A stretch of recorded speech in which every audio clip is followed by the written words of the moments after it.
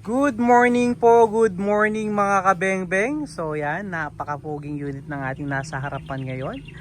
So ito po ay pupunta ng Muntinlupa City mga kabengbeng. Napakapogi, tignan nyo naman. So ito po ay isang Falcon Tactical PCP mga kabengbeng. So ayan, pakita lang muna natin bago natin sabihin yung kanyang mga specs po. So yan, pure steel barrel mga kabengbeng, naka 0.5 liter bottle tank, regulated po 1,800 PSI output, then 3,000 PSI maximum input. Ayan po, folding buttstock, adjustable hammer spring. Ayan po, napakaganda ng kanyang adjustable hammer spring. So pwede natin i-adjust yung power niya mga kabengbeng, napaka easy. So di na natin kailangan ng Allen wrench. So yung kanyang power something dito, yung power digit niya, yan yung mga digits ng kanyang power narito po sa gilid para makita natin. Sa kabila, ito yung kanyang itsura, side lever.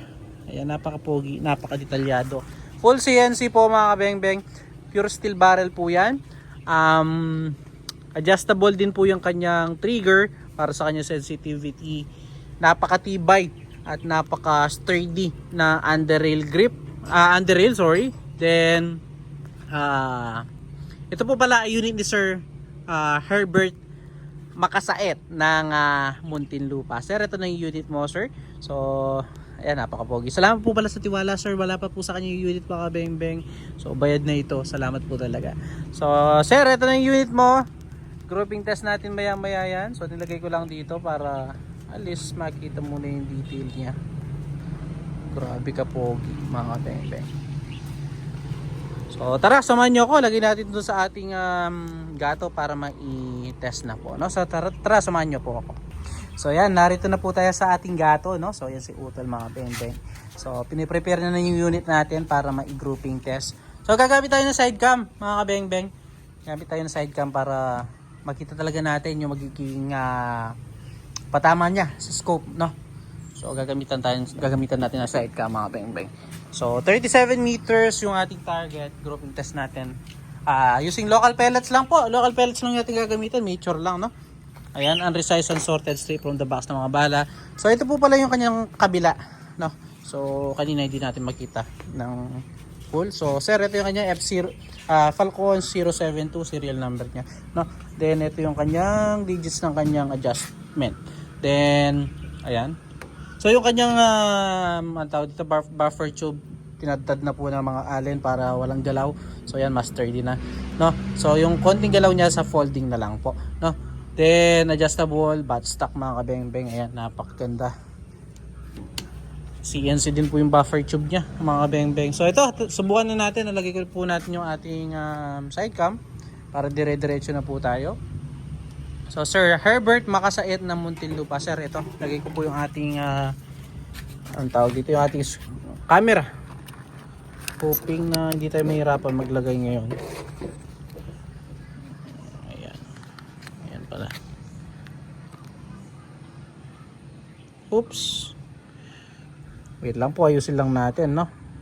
Ayusin lang natin yung ating camera. Auto-focus po kasi eh.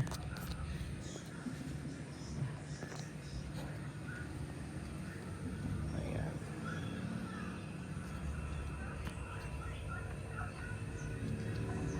Ayan. Sensitive po kasi yung tawag dito, yung sensor ng iPhone, hindi katulad ng mga Android. Ayan.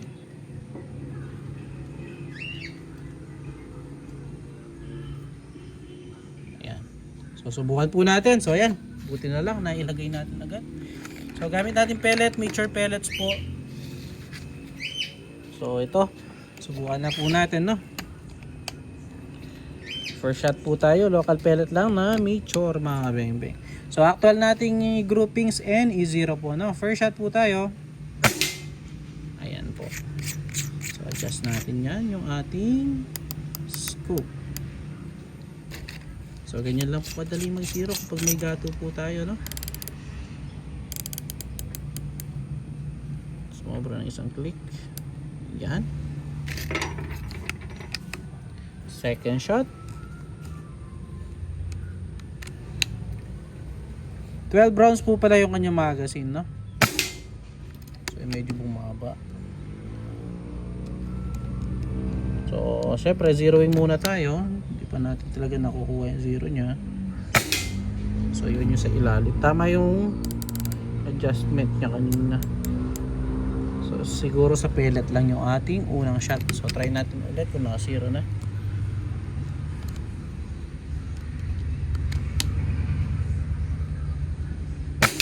So yun sir. So baba natin.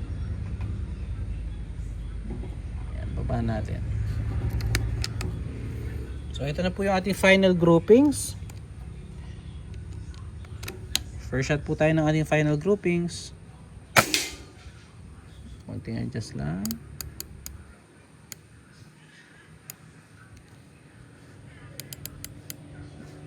Yan. Third shot po, ay second shot, sorry.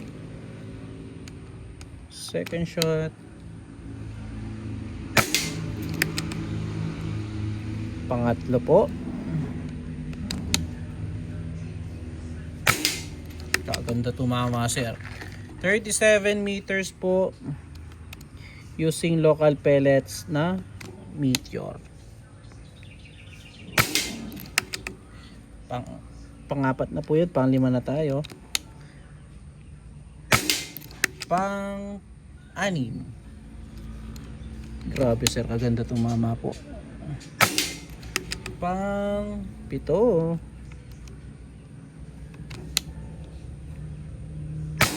Pang walo. Grabe sir, solid, kaganda tumama po.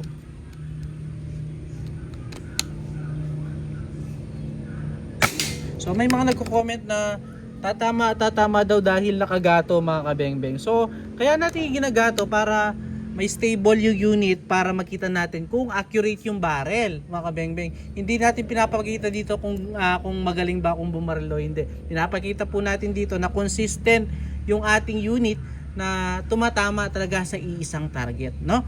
So yan mga kabengbeng, yun yung paliwanag natin bakit siya nakagato at bakit natin pinapakita yung grouping test. Hindi po lahat ng mga airgun unit at saka mga barrel ay magaganda tumama, no?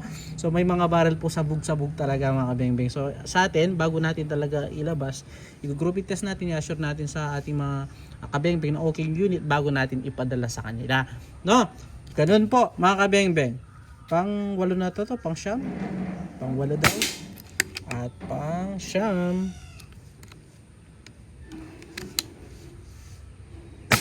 At pang 10. So pasensya na po dun sa ating naging patalastas. 10 shots, napakaganda tumama. 10 out of 10, wala tayong naging flyer. So subukan din natin siya sa Astro, no? Sa bandang ilalim naman, Astro naman. So para si sir ay may choice ng bala. So subukan natin sa Astro. Kasi yan yung mga mostly na available sa mga bilihan po ng mga pellet, no? Astro and Meteor. So sa Astro naman po tayo. So pwedeng hindi siya naka-zero sa Astro niyan, no? Kasi magkaiba po yung bigat at laki ng Astro sa Meteor. So ayun po yung ating unang putok sa Astro. Then check natin kung saan talaga siya sa maganda tumama. Yun po yung ating re-recommend na pellet. Ayun sir, maganda sa Astro unit, no? Pangatlo. Pang-apat. So yan sir, mag-decide ka na lang kung anong gusto mong gagamitin na pellet. Grabe kaganda tumama sir. Di namimili ng pellet. Pang-anim o pang-pito na to. Grabe sir. Pang-walo. Again, hindi natin resize at hindi po natin sinort yung ating mga pellet. Pang-siyam at pang-10. So yes sir, 10 out of 10 din po using Astro 18. So sir, salamat po sa tiwala sir. Nakita nyo naman sir, mapa Astro, mapa Meteor, okay na okay po ang inyong unit. Puntahan po natin yung ating naging grouping sa 37 meters. Ayan. So ayan, bababa pa po tayo dito. Ayan. At ayun pa lamang po yung ating steel plate sir. So nakita niyo naman sir, napakaganda tumama no sir. 10 out of 10. So sir, salamat po sir. Herbert Makasait ng Muntinlupa City. So sir, salamat po again mga kabeng-beng. Peace out po.